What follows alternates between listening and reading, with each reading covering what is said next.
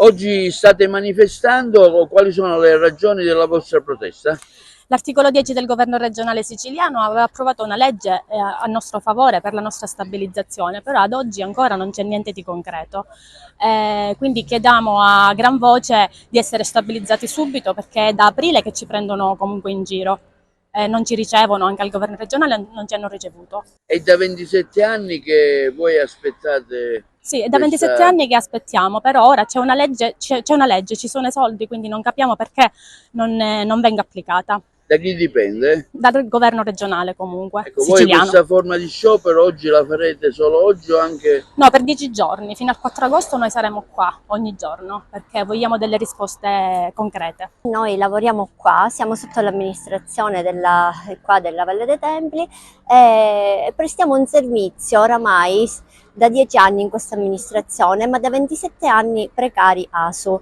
Adesso abbiamo una legge, quindi gridiamo a gran voce di essere stabilizzati, di avere i diritti che hanno tutti gli altri lavoratori. Ecco, il precario ASU sostanzialmente da un punto di vista contributivo Non abbiamo contributi, quindi da 27 anni che è un nero legalizzato dalla regione, quindi abbiamo comunque dei doveri ma non dei diritti ma come qualsiasi altro lavoratore. quindi ecco, con questa protesta quale obiettivo?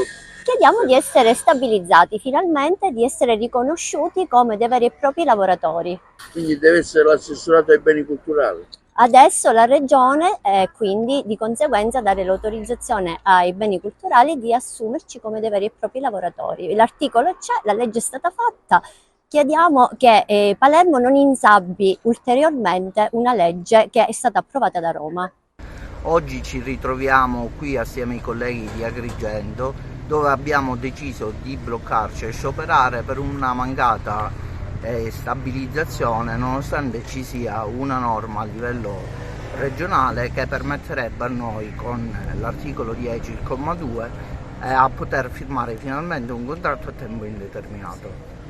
Non abbiamo avuto risposte da parte da Schifani e da tutta la giunta regionale e ci ritroviamo, nonostante tutto, a svolgere la nostra attività ancora come precari.